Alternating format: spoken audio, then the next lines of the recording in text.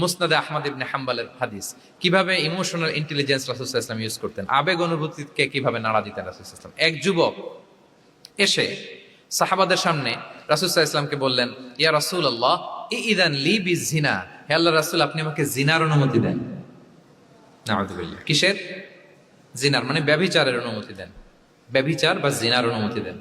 আশেপাশের সাহাবারা তো রেগে মেগে আগুন।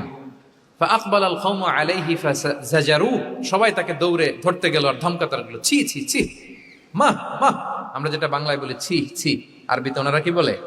মা মা, ছি ছি, কি বলো তুমি? লজ্জা শরমের মাথা খেয়ে তুমি রাসূলুল্লাহর দরবারে এসে বলতেছো, হে আল্লাহর রাসূল আপনি জিনার অনুমতি দেন।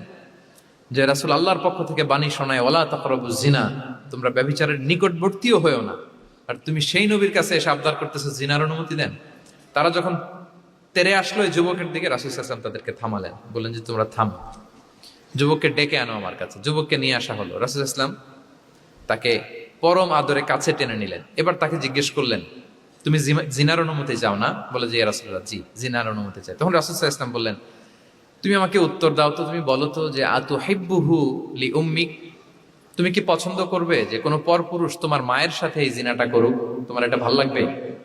সে বলে লা ইয়া রাসূলুল্লাহ, না কখনো না, আমার মায়ের সাথে কেউ এই পাপাচারে লিপ্ত হবে এটা কোনো মানুষ মেনে নিবে না, আমি কেন, কেউ মেনে নিবে না। তারপর রাসূল সাল্লাল্লাহু আলাইহি ওয়াসাল্লাম তাকে বললেন আতুহিব্বুহু লিবনাতিক, তুমি তোমার কলিজার টুকরা সন্তান, কন্যা সন্তানের সাথে, তোমার কন্যার সাথে কেউ এই পাপ কাজটা করুক, এটা তুমি মেনে নিবে, এটা তুমি পছন্দ করো? সে বলল লা ইয়া রাসূলুল্লাহ, হে আল্লাহর রাসূল কখনো কালেও না, কখনো মানবো না, আমার মেয়ের সাথে কেউ এই কাজ করবে আমি কখনো মানবো না। রাসূল সাল্লাল্লাহু আলাইহি ওয়াসাল্লাম আবার তাকে প্রশ্নবাণে জর্জরিত করতে লাগলেন, আবার বললেন আতুহিব্বুহু লি উখতিক, তুমি কি তোমার প্রিয় বোনের সাথে কেউ এটা করুক, এই পাপাচারে লিপ্ত হোক, জিনা করুক, পছন্দ করবে? তোমার বোনকে কেউ এরকম করবে, অপমান করবে, এটা চাইবে তুমি?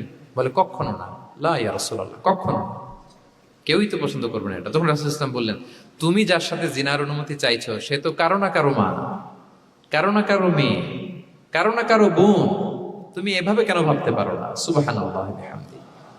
এই কথা বলার পরে তো সে একেবারে ইমোশনালি এমন ড্যামেজ হয়েছে, লজ্জায় কাচুমাচু হয়ে মাথা নিচু করে দাঁড়ায়। তখন রাসূল ইসলাম তার পিঠে একটা আলতো চাপড় মারলেন, পরম মমতায় আলতো চাপড় দিয়ে তার জন্য দোয়া করলেন, আল্লাহুম্মা গফির যামবাহ ওয়া তাহহির কলবাহ ওয়া হাসসিন ফারজাহ, আল্লাহ তুমি এই যুবকের পাপ মোচন করো, আল্লাহ তুমি তার অন্তরটাকে পরিশুদ্ধ করো, আল্লাহ তুমি তার চরিত্রটাকে নিষ্কলুষ করো।